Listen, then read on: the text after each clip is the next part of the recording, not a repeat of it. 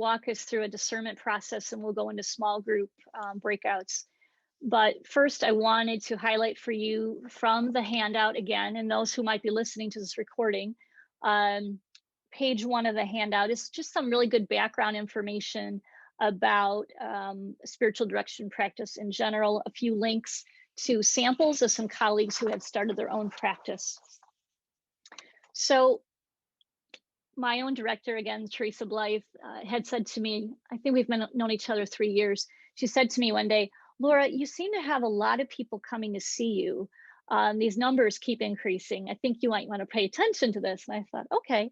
And so what then basically started to happen was other spiritual directors started asking me about my own practice. And so that then developed into, well, I think I'm meant to help others. And so that's where all this began. And so I put a couple articles on my website. Again, those links will be available to you after our meeting today. And so what I've put together is sort of a 7-step process in starting a spiritual direction practice. And on page 2 of the handout, we're basically going to walk through this together, bits of it, really experiencing these processes together.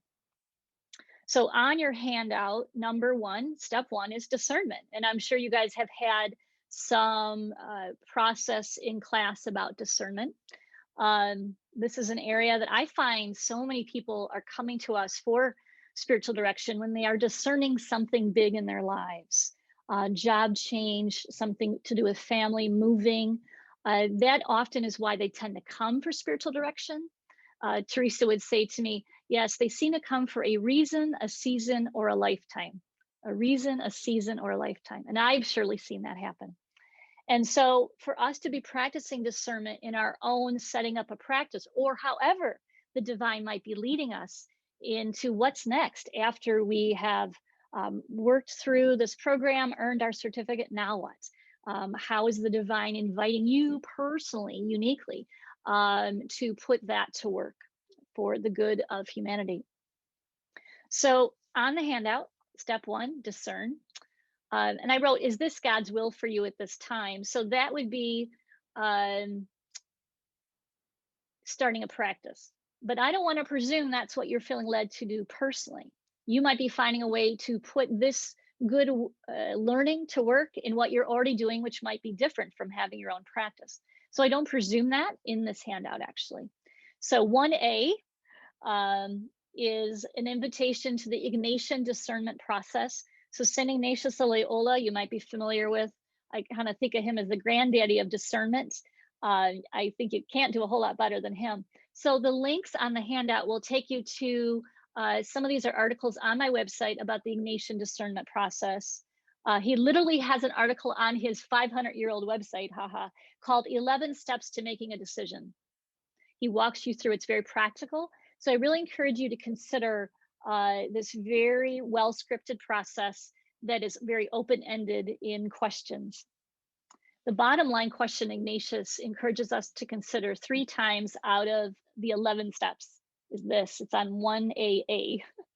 Which option will bring the most glory to the divine and be expressive of my own deepest authentic self? How I would best honor the divine, my neighbor, and myself. So the idea that the world's greatest need, the famous quote goes, the world's greatest need in my place of where I feel most alive would be intersecting. And where is that? So Ignatius helps you walk through that process. B on this section 1, walking through guided meditation process. So this might be something with scripture or any kind of a story where you picture yourself in the story. Again, Ignatius likes that, and there are so many other examples. This link on the handout would take you to many articles on my website about walking through it visually in your imagination. C, pondering spiritual questions. So we as spiritual directors are often invited to ask open-ended, kind of provocative questions. And these are some articles that give you some of those ideas. I want to mention too, these articles are nothing I've written creatively.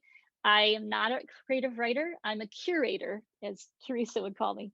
And so I like to gather from other wonderful voices, the ancients, many of the saints, and some of our own time, Nouwen and Merton and the like. So these are wonderful questions that I think help open us up, as well as they might open up our clients. 1D, go on a self-guided vision quest or silent retreat. This is something I want to encourage you guys to consider, that after you finish this class with Hezekiah, these weeks, you would consider, as soon as you're able with your schedule, to go off on a private silent retreat, to go and be with the divine and open yourself up to how you might be called to serve next. And these couple links are to books, and I have an article about how to have your own private silent retreat. You know, what do you do on that? So there are suggestions. Mostly it's about how to be. Many of us want to bring stuff with us, and that's fine. And as well as be open to just being there and enjoying the sunshine, the flowers, the creek, whatever it is, to get away. And so there's some suggestions what that might look like. Finally, 1E, more questions to ponder. That leads us to our slide, and we're going to do a breakout with this. So what I'd like to do before the breakout conversation, in a few minutes, the people who know how to do this will put us into 3 breakout groups, and you guys will get to ponder these questions or whatever else kind of comes up for you in that time for about 15 minutes. So the questions on the screen will go away, I believe, when you go into breakout, but worry not, because these same questions are also on the handout. They might look a little different the way they're scripted, but it's the same concept. So before we do that, I'd like to invite you to close your eyes now, if you're willing, wherever you are. And I'd like to read these questions that are on the screen for you to ponder silently in your spirit.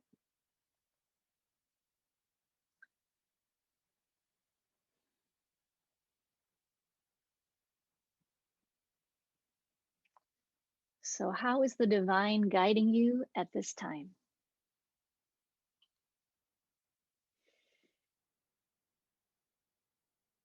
How are my borders being expanded?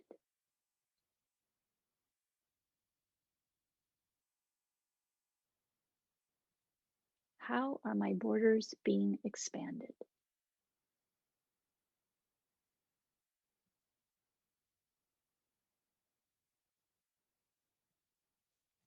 What am I longing for?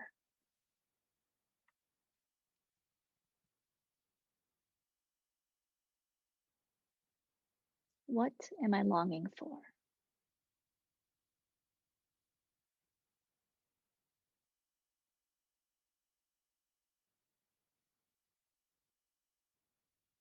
What needs to die within me to welcome the new?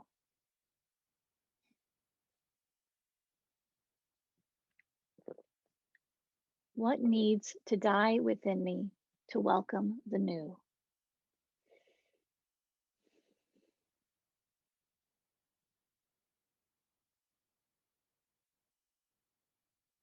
How do I best honor my true self?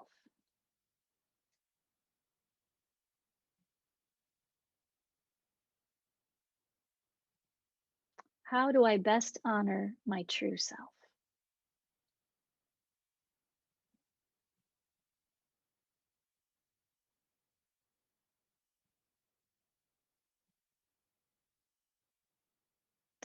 What can't I not do?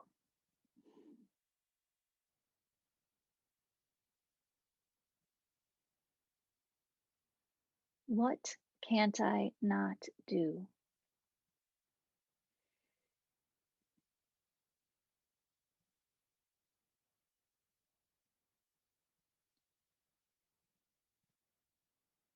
How am I uniquely called, gifted, and positioned?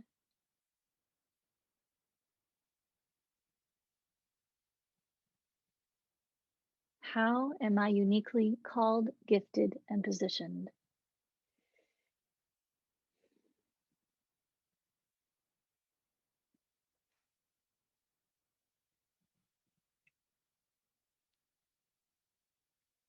What is mine to do?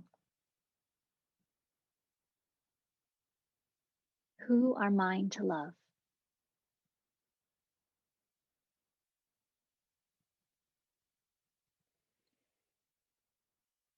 What is mine to do? Who are mine to love?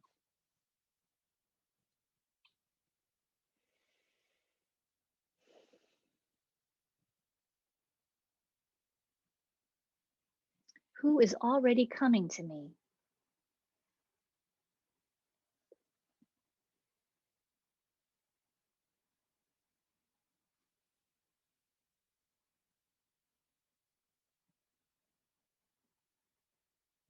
Who is already coming to me?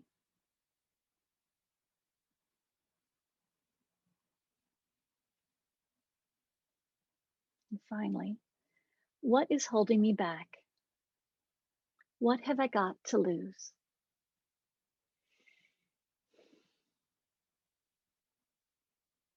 What is holding me back? What have I got to lose? Amen. So now, friends, we're going to move into a time of breakout groups. And so is it Alexis who's going to do that magic for us, dear? Yes. And again, thank you. The assignment is on your handout 1E, and then the questions are A through H for you to ponder for that 15 minutes. And so Alexis, I at 10 after the hour, you'll break us out and bring us back at 25 after? Yes, I will. Thank you, dear.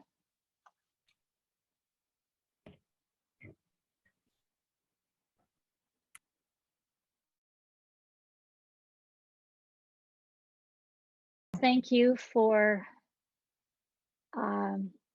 participating in our breakout conversation about discernment. How is the divine guiding you at this time? So I'd like to take the next 10 minutes or so to hear from anyone who would like to share about what it was like to sit with those questions in small group. And so just remind you to unmute and start to share. Sylvia, are you sharing? I can't hear you.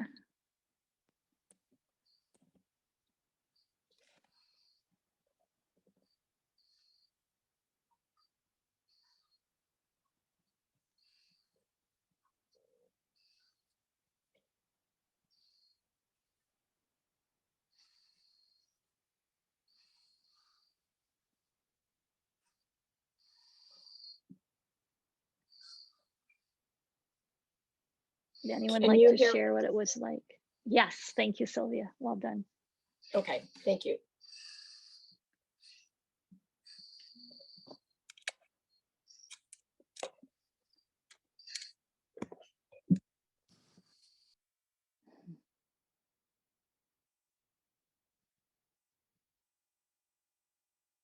I remember last time we ran this class for Hezekiah, one person said the question, "What can't I not do?" really rocked her. It was, oh, I can't get my arms around that question. So as always, in anything related to spiritual matters, allowing the question to continue its work in you. Yeah.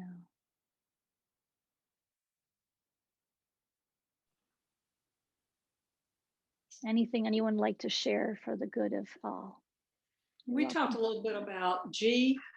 How could the bold step of starting a spiritual direction business in itself be considered a spiritual practice?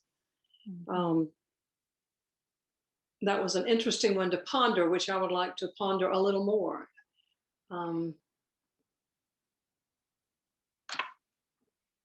Yes. Certainly ministry has been that for me, a spiritual in a lot of ways.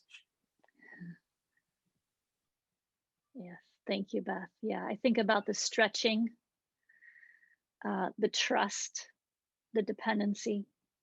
I kind of feel like that question it's sort of a preface, and it's sort of the bottom line, maybe the punchline of this whole thing. How the divine is forming us through the very process of how we are learning and growing to help others. So the both and of this always. How we are being blessed and how the divine is blessing others through us. Yeah, thank you, Beth. That is, Laura, yeah. right? Larry. Hello. Hi, Larry. Hi. I stumbled a bit over that question too about what can't I not Yeah. do? And Yeah. I guess it kind of ties into I'm the Enneagram 2 boundaries and limitations are not part of my vocabulary, and so it's like I can do anything. I can do whatever you want, and Yep. trying to focus, getting the focus, Yeah. so that I don't disperse everywhere, becomes the spiritual, right, and the listening. Mm. Thank you, Larry. Thank you for your confession. Haha. It's so healthy to know ourselves, to know why it's so hard to limit. I want to help everybody, of course.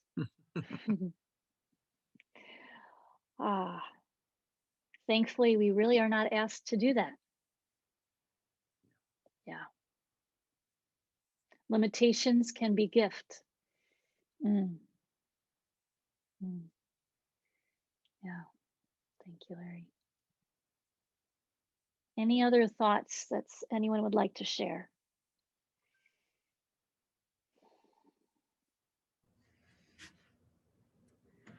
I shared with my group that the question, who are you called to love now? I'm a mother of 4, one's in college, and I'm an Episcopal priest in a sort of medium-sized congregation. And I'm pretty clear that I'm called to love my husband and my children and this particular parish congregation right now. So I certainly can use a lot of what I've been learning in the last 4 weeks of Hezekiah in those current ministries. And I feel very called to be much more focused, less on the administrative work of being a rector and more on the work of being a spiritual director. So I feel like my job in answering that question of who am I called to love is to get myself in the equation, and to allow myself to listen more intentionally for when the Spirit says, it's okay to leave the parish now. Because once I get that message, and it's clear it's not yet, especially not with COVID, then I feel like I'll have the tools that I need to really begin thinking about what a practice might look like.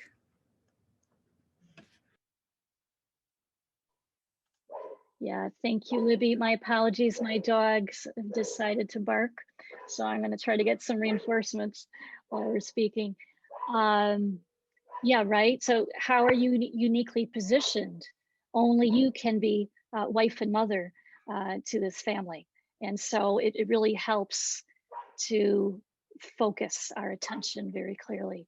And then for this season as well, I want to honor that is at the same time. Any other thoughts to share? Tom, were you wanting to share? Yes, thank you.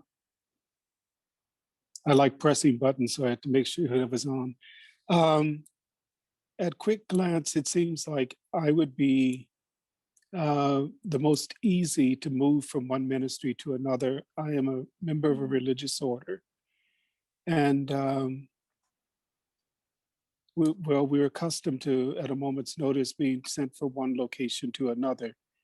So that is both grace, but also a bit of a hindrance, because my experience of being sent versus being called have been 2 totally different things.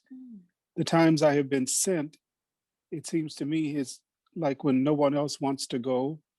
And in a sense, I felt like I've been the bull on the altar of sacrifice, you know? So I'm at a point where I'm not quite trusting, religious obedience as much as I did in my youth. Okay.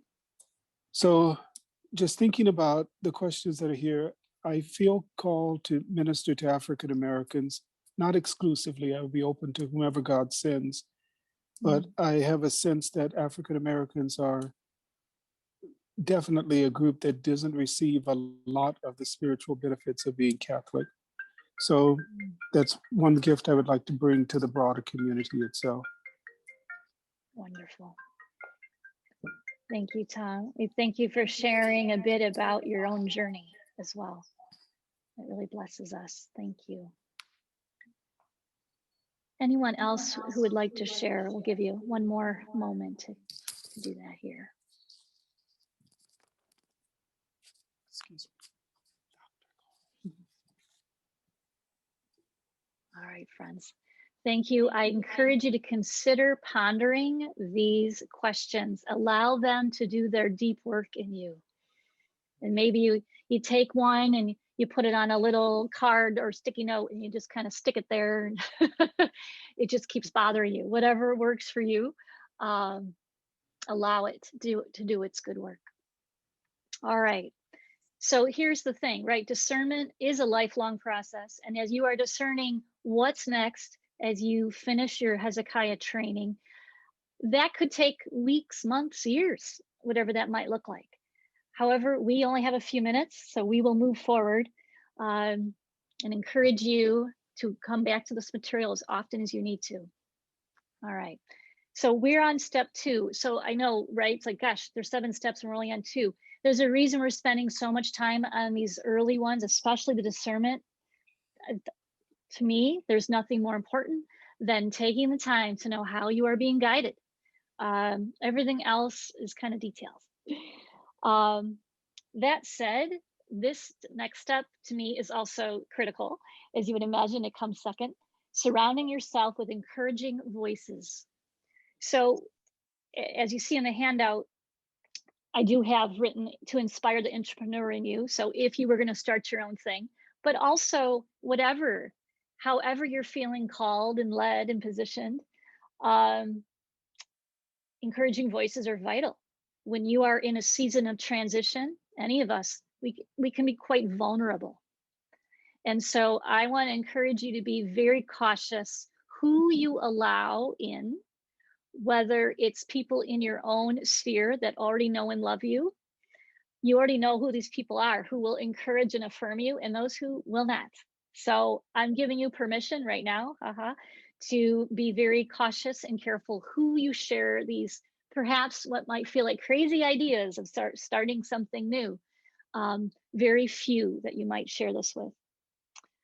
I would love to read to you again. We'll invite you in a minute to close your eyes and receive this writing of one of my favorite authors. Her name is Hiro Boga. Her name is brilliant. This is her lovely photo. She's got a website, hiroboga.com. So she is a business entrepreneur herself, helps people starting businesses, helps them improving their own business, as well as in life in general. So you don't need to be a small business person to receive much from Hiro. She is an incredible, gifted, creative writer. So whereas that's not my gifting, it is hers. And you would find a few of her articles on my website. Always give credit and links to her website. So this particular article I found, and I think it really speaks to calling and discernment. And you can find this also on her website. So I'd like to read this to you, just as though you're sitting there receiving these points of encouragement and affirmation. Again, invite you to close your eyes and just receive. This is an example of a positive encourager voice.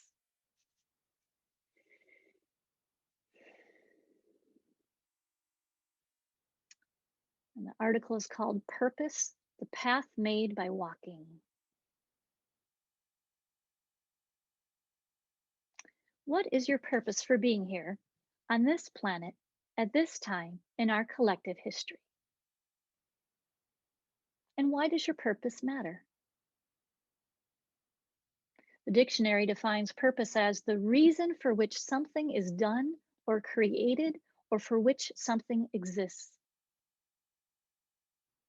Purpose in this sense is a pathway built into our DNA, one that is both revealed and traversed through our everyday choices and actions. It is the pattern that our soul holds for the perfect unfolding of each of our lives. I'm going to read that again. It is the pattern that our souls hold for the perfect unfolding of each of our lives. Or to reach for a different metaphor, purpose is the fulcrum to which we apply the lever of our genius, willingness, and power to create the shapes of our lives, the shape of our world. While it is useful to understand your purpose for being here, the search for purpose can be a red herring or a stumbling block when it preempts action. Our soul's purposes are profoundly simple: to experience, embody, and express the qualities of soul in our everyday lives, to serve and bless ourselves and our world, to grow into our humanity and our capacity to act as agents of the sacred. The soul has no interest in hierarchies. Volume to the soul is not an indicator of success. You fulfill your soul's purposes by creating with joy, by serving with love and grace, no matter whether your creation serves a single child, a community, or the whole world. The purposes of your incarnation, on the other hand, are far more specific. They emerge from the entirety of your personhood, your gifts and talents, your likes and dislikes, your desires and passion, everything that makes you uniquely yourself. Your incarnational purposes, then, will likely include specific kinds of service: to move and inspire through your art, to create and serve nourishing food, beautifully prepared and presented, to champion the disenfranchised, to build or tear down, to stand for justice, to be the voice of mercy, to teach children, or discover new solar systems. Again, hierarchies are irrelevant to your incarnational purpose. It is not better or morally superior to be a Nobel Prize winning physicist or to discover the cure for cancer or COVID than it is to care for your aging mother or your newborn grandchild. The quality of your presence, the purity of your intention, and the alignment between your actions and your incarnational purposes are what matter here. Your purpose is a path you make by walking. Amen.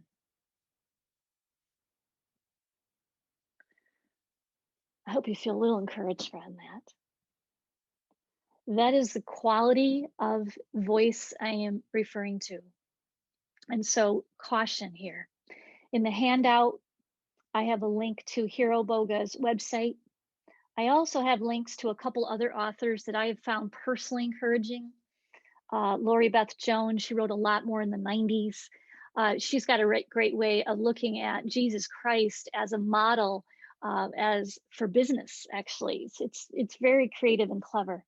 Whether you're a Christian or not, I think it would really bless you. Her approach, and as well as Mary Mannon Morrissey, and a link to her book on Amazon link. So this is, again, how can you be receiving encouragement and affirmation along the way? Who is partnering with you? Sort of virtually, none of these people, these authors I'm referring to, know me personally, but that's okay. They still feed and encourage me. So I want to suggest you are very cautious.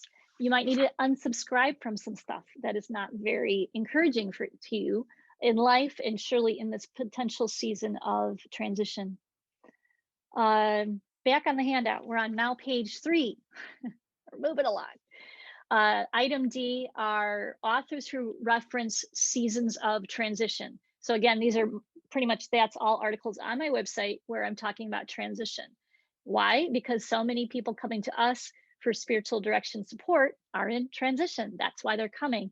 And so I hope that this would bless you. Again, these are open-ended kind of questions to consider how to infuse courage in a season, in between season. Last thing here on item E of 2,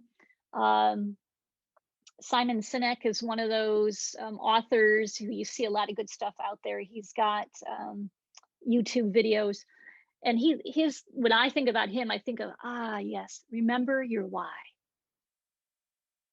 Why do you do what you do? Why did you enter Hezekiah? Has it changed? That's all okay. The both and. There might have been what drew you here, and how the divine has been working on you in the middle, and how you might be feeling led now.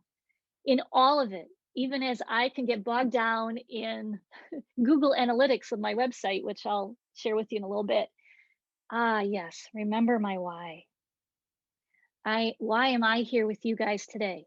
I want to bless and encourage you. I want to love on you. Whatever, any of the stuff, if any of these details work for you, great. If not, I release it. It's about the process. It's about the journey that we get to interact for this time in our histories. Remember your why. All right. Any feedback from this topic 2, encouraging voices? Anyone want to offer anything? Remember to unmute.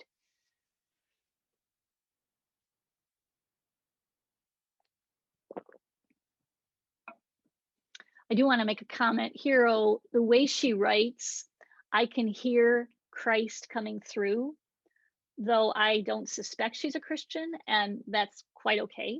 So I just want to make that comment to you, whomever the divine is bringing to you to bless you, whether they come from a different faith tradition from yours or not, to be considered to be open to their gift. All right. We are going to move a little more quickly now to some details. All right. So next slide, equip yourself with practical guides. Now we're going to shift to practicalities. So item 3 on your handout, we're still on page 3. So equipping yourself. So I should really reverse the order of what this slide looks like. If you do nothing else in terms of, all right, I'm thinking, so this is, I'm switching. Let's say maybe you are considering setting up your own private practice. These are great resources to have in your toolkit. And the first one comes from Spiritual Directors International, SDI. And they did webinar series a couple years back, kind of 2 summers. Making a living as a spiritual director is how they called it. Although most of us, this is not going to be the main breadwinning for our family. It might be, but it's a great name for a webinar series. So these each have, they have 4 weeks each and at least 2 speakers per week. Whatever they charge you right now, it's worth it. These are very specific and targeted to folks in our field of ministry and spiritual direction. So I encourage you to look at those. If you are an SDI member, it's all the less expensive. Back to Teresa Blyth's book, Spiritual Direction 101. Of course, I love her stuff. And a lot of good practical comments about starting a practice. The second book, Finding Seekers by Bruce Tallman. Bruce takes you through, the first section is if you're going to do it part-time, second section full-time. I don't think you need to worry about that. I think all of it is good. It's, again, really good basic details, practicalities. I think you really want that book in your tool chest. He recommends the third book you see, Building Your Ideal Private Practice by Lynn Grodsky. So Lynn herself is a therapist by trade, and she, at some point, started helping other therapists start up their practice. So kind of funny. I'm sure she kind of rubbed off on me. So her suggestions can apply to anyone, including folks in the spiritual direction field like ourselves. So those kind of take you from Bruce and Teresa's book and even more detailed. So I think it's another fantastic resource for you. Lynn Grodsky, the Building Your Ideal Private Practice author, also has her own website, and you can sign up, and just the ways you can learn, again, encouraging voices. So I commend those resources to you. Does anyone have any other resources they would also suggest, practical guides, and what's next?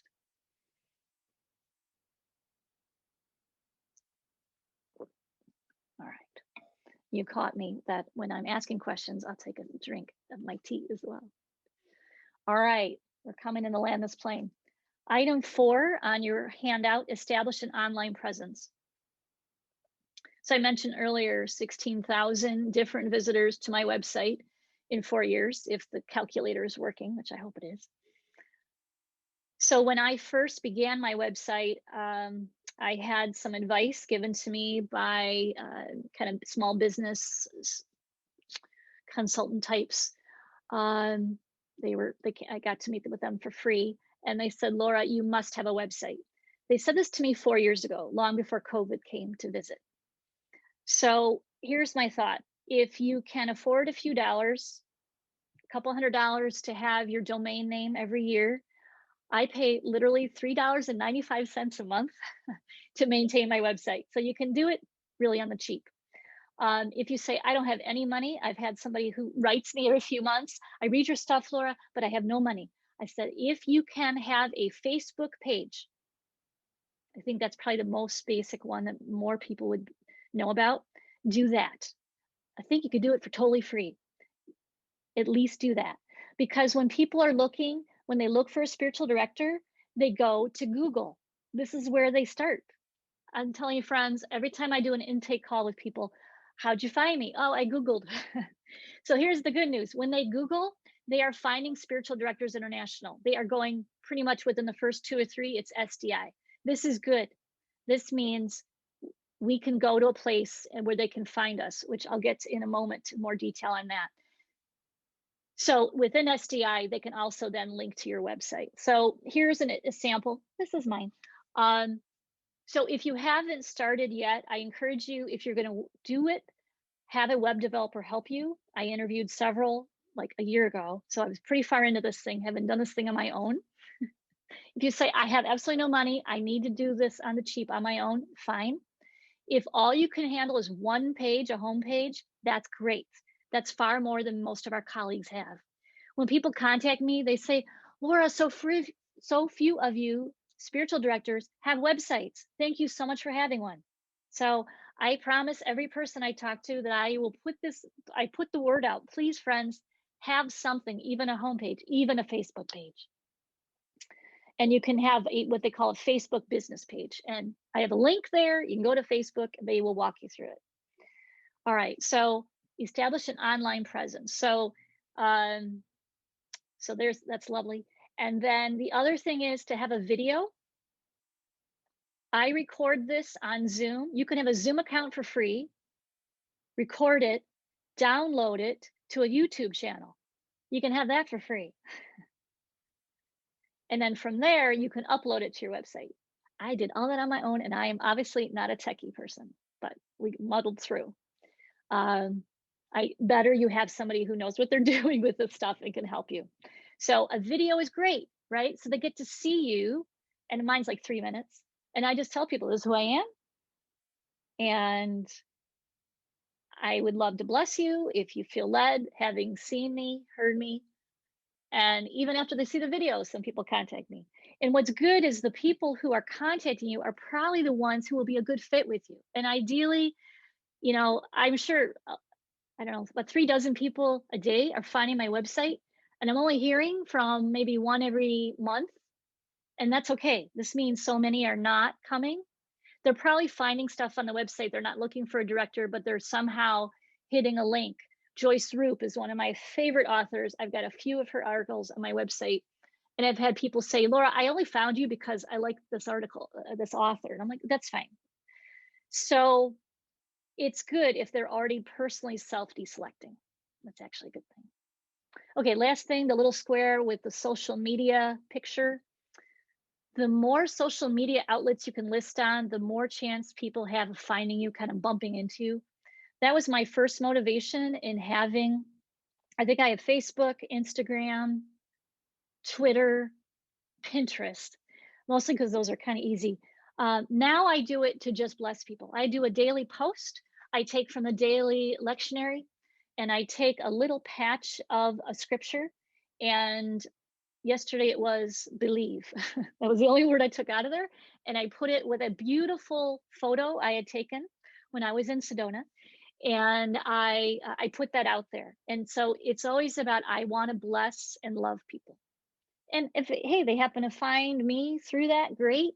But my motivation has shifted now to blessed, to blessed, to blessed. All right. So start small, build from there. This is where I'm at after 4 years.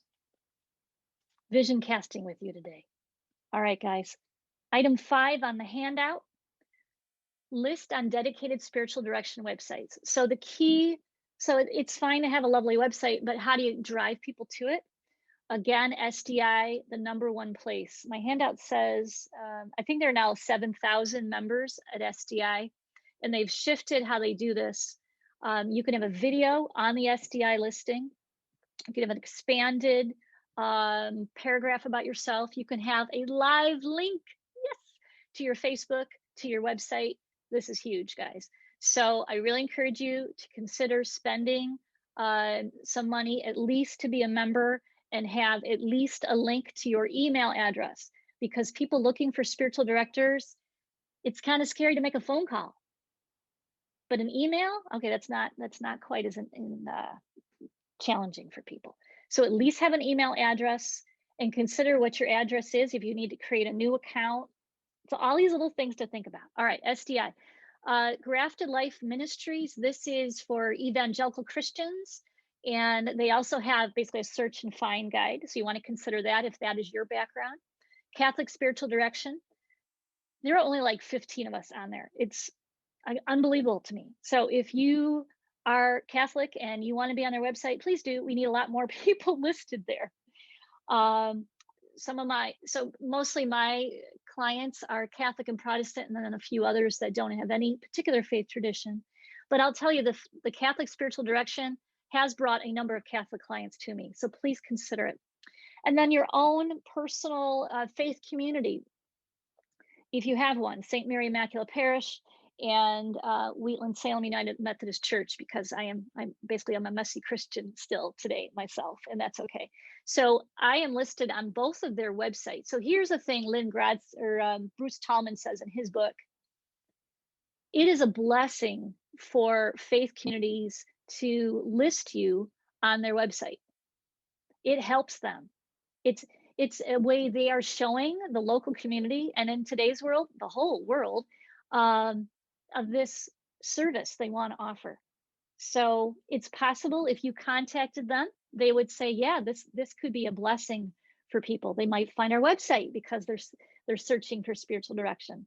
So consider that if you have some friends in that area, and if you have your own faith community or any other community that's like, yeah, this could be a little added gift we can give to folks. Any comments, questions about spiritual direction websites? I have heard that there is one for Unitarian spiritual directors as well. And one, I think I added it online for people of color, also have their own listing as well. So, and there's probably far more. I know actually the United Methodists have one. There are many. So investigate. All right, gotta land the plane, friends. Item 6 on the handout, address small business startup requirements. So this lovely photo is an example of an article from somebody called HubSpot Academy. So HubSpot, they do a lot of marketing training, and they're amazing. So I discovered them about a year ago. All of their offerings on their academy are free. It's so good. I personally went through something called inbound marketing certification. I was quite proud, had to take a little test. It's like 10 hours of online video training about marketing. And I took about 50 hours to do it because I was very slow and took a lot of notes. But what they train us in is how to work with the internet to help people find you. How to work with Google. Google is there as a service. And so how can we partner with Google? A lot of great training. So I encourage you to go to HubSpot Academy. Within their training is all this material, but I'm going to give you my own personal take. I'm now moving us to page 4 of the handout. If you're still with me, if nobody is, well, if you're not asleep yet, but you can listen to the recording later. All right, so business plan, go to HubSpot. Insurance, SDI, they don't recommend, but they have this on their website called American Professional Agency. I do have the insurance. It's less than $100 for the year. It's just a nice little thing to have. I can encourage you to consider it. I have not met with a client in person in over a year since COVID came to visit. And so all of my clients pay me either through electronic payment, or for my older folks, they still mail me a check, and I pray it arrives, and it always has. So if you want to do online payments, PayPal, Venmo, there's all kinds of stuff out there. I personally, I don't have it on my website because that's too technical for me. So I just have I have a PayPal account, and I send an invoice. I pay PayPal a little bit of money, and they take care of the back end. And by the way, when you file taxes, I do have a sole proprietorship, and I do pay taxes on the income from my practice, which I need to talk about money in a minute. And you can write off those expenses. My PayPal expenses do get written off in my tax planning as well. Accounting, I have QuickBooks Self-Employed. It's an online tool. You pay a few dollars a month, and again, they maintain it all. So this is if you start to get a few people and you want to start keeping track of things, what do you then start to kind of farm out? And this is what I've done, is helping these people. This is what they do for small business. And then finally, marketing. Again, HubSpot Academy is the one I commend to you. A comment about money. I addressed it in the article. I would say that this is one of those areas that you need to pray and discern. I had a very hard time with it myself, being willing to accept payment. I wrestled it.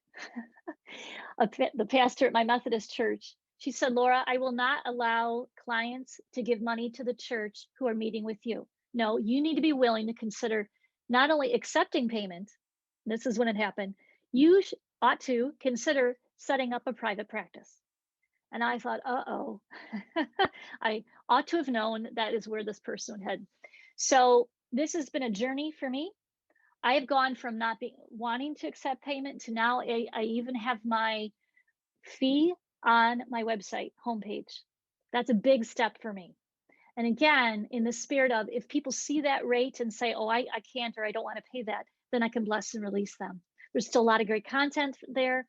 They can go on and find others who they might want to work with. So the money question is one that you may want to wrestle with some. Any comments or questions about this content?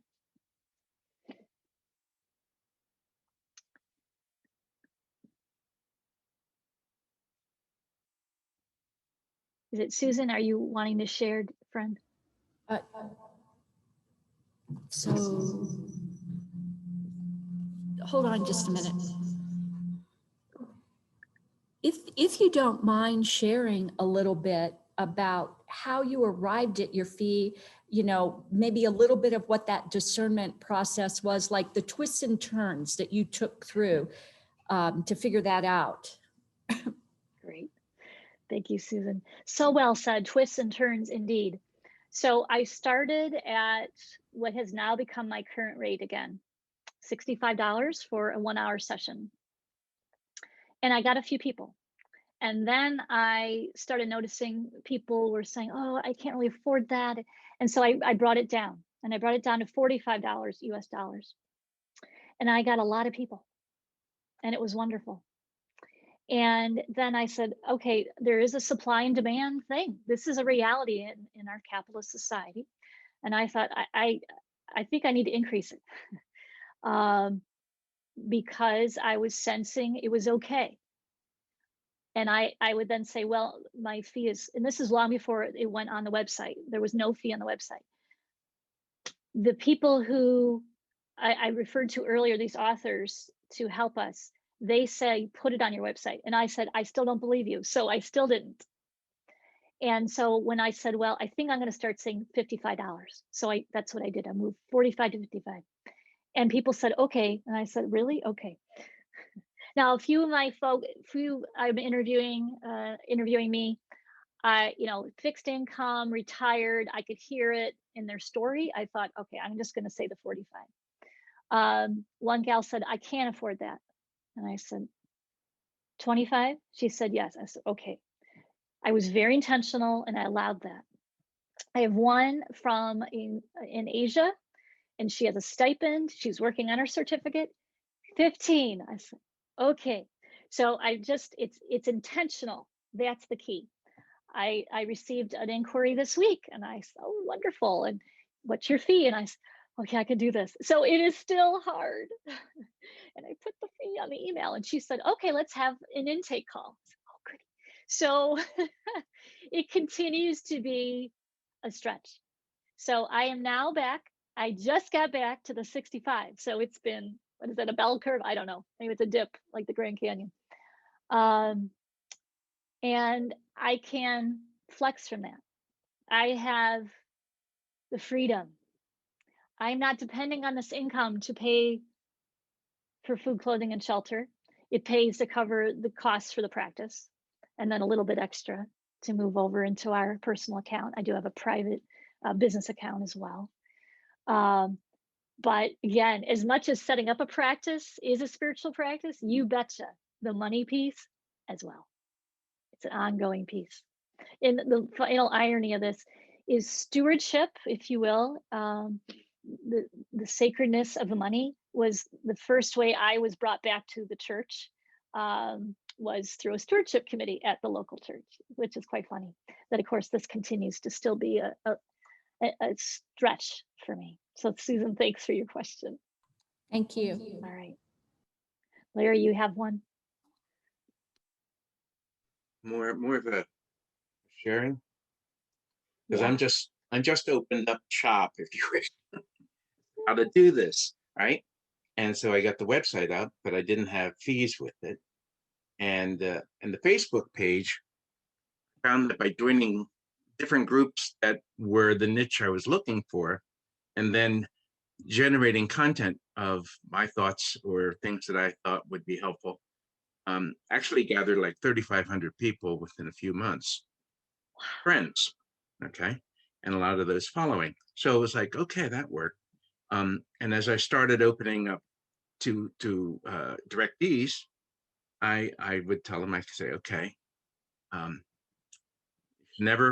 not going to say no. If you need direction, you can't afford it, okay? But the recommended thing scale is between 40 and 75. I said, pay what you wish. You pray about it, let me know. So I left it in their hands. And the mean amount that's being paid is 75. It's gone up to 95, right? And there are a number of people that can't pay. But it kind of balances out. I do want to reach those who can afford. Yes. And so it's like the others who can are supporting it so that I can. Good. Larry, thank you for your testimony. It's so beautiful indeed. The last thing I'll say on the money piece is, even before I was willing to accept payment, she is a pastor. She said, I can't do this. She met me twice and said, I must pay you. And she wrote me a check for $100. And I said, okay. And I was weeping with affirmation of, okay, it's all right to accept payment. So thank you, Larry, for sharing your story as well. All right, I'm conscious of time, 5 minutes. We're gonna land the plane. All right, step 7. 7's a great sacred number, and there's a reason. We always want to be considering, how can we pay it forward? So as you are being stretched and growing, how are you being invited by the divine to encourage others as well? And so these words come again from Hiro Boga, that wonderful author I referred to earlier. How are you invited to be a cup bearer for someone else? To create a lap for them? To illuminate a flight path? To lift someone up? To be home for everyone you meet today? And so as you are discerning, to have as well this prayer intention, to the divine, who else could I be blessing and encouraging in their own practice? Or perhaps in other leaders, other people in ministry. I would say, as I notice who is already coming to me, many church leaders, and that's my background. I spent a lot of time in the last 15 years when I came back to God in church leadership. And so it's not a surprise now that I get to serve them in this different capacity. So always with that eye of, all right, who can I pay it forward to, if you will? All right. So in our 3 minutes, final questions, comments, thoughts.